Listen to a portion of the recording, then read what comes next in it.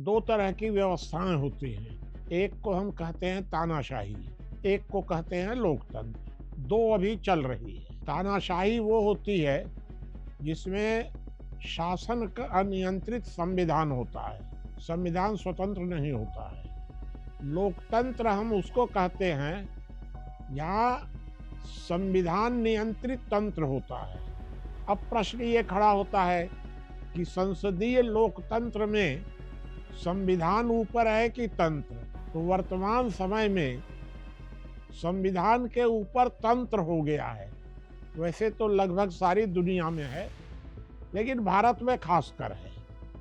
तो अब हम यह नहीं कह पा रहे हैं कि इसको हम आधी तानाशाही माने या आधा लोकतंत्र माने, क्योंकि लोकतंत्र में व्यक्ति के मौलिक अधिकार होते हैं, वो तो हैं, भारत में भी हैं, और संविधान गुलाम है।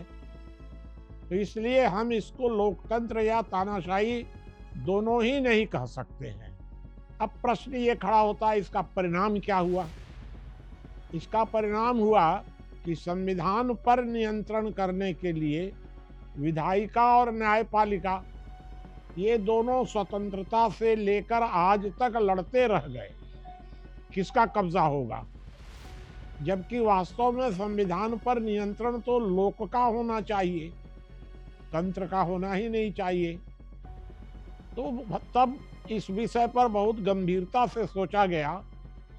तो ये आया कि इसका समाधान यही है कि लोक स्वराज्य प्रणाली लागू हो। लोक स्वराज्य प्रणाली में संविधान ऊपर होगा, तंत्र नीचे होगा। इसको हम 5 कैटेगरी में मान सकते हैं। सबसे ऊपर लोक, लोक के नीचे संविधान, संविधान के नीचे तंत्र, तंत्र के नीचे कानून, और कानून के नीचे व्यक्ति। जब कोई व्यक्ति है तो चाहे वह कोई भी हो, उसे कानून का पालन करना ही होगा, बाध्यकारी है, चाहे वो राष्ट्रपति भी हो। लेकिन व्यक्ति के रूप में है तो उसको कानून का पालन करना होगा। और जब वह व्यक्ति समूह बन जाता है तब वो लोक बन जाता है, और लोक जब बनेगा तो तंत्र को लोक का पालन करना ही होगा। मेरा लड़का कलेक्टर बन जाए, मैं कलेक्टर ऑफिस में जाऊंगा तो मैं उसके सामने खड़ा रहूंगा, वो आदेश देगा, और वो हमारे घर में आएगा तो वो जमीन पर बैठेगा, मैं उसको एक झापड़ पीट भी सकता हूँ, क्योंकि वो मेरा लड़का है। यह स्थिति हमको समझनी पड़ेगी। अब प्रश्न उठता है कि लोक स्वराज्य है क्या? तो लोक स्वराज्य में किस सबसे पहली अवधारणा ये है कि तंत्र हमारा मैनेजर माना जाएगा, लोक का, शासक नहीं। और तंत्र व्यक्ति का शासक होगा, कोई व्यक्ति तंत्र से ऊपर नहीं होगा। वर्तमान समय में तंत्र ने अपने को शासक घोषित कर दिया, सरकार। लोक से ऊपर सरकार कैसे हो सकती है?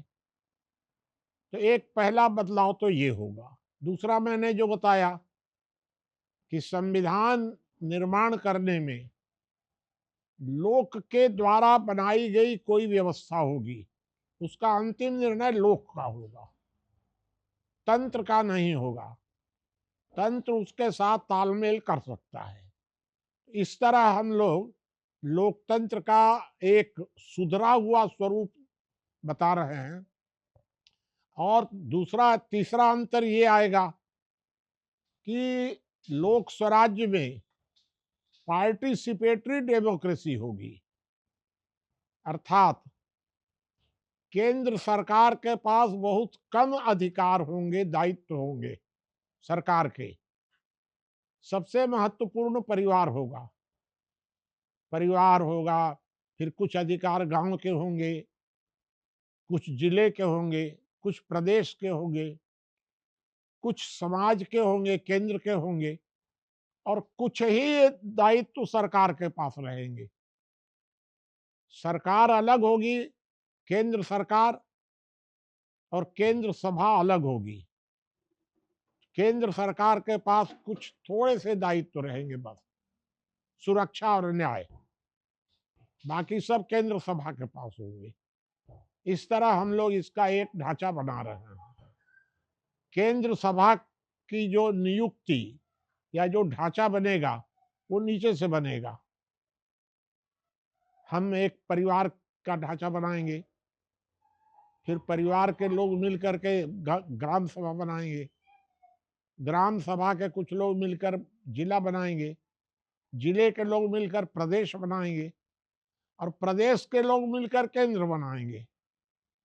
इस तरह एक ढांचा नीचे से जाएगा और एक जो सरकार, केंद्र सरकार या पार्लियामेंट जो बनेगी, उसका वर्तमान में जो चुनाव होता है उस तरीके से पार्लियामेंट बनेगी। इस तरह हम लोगों ने पूरा इसका एक प्रारूप बनाया है और इस प्रारूप पर ही हम लोग काम कर रहे हैं।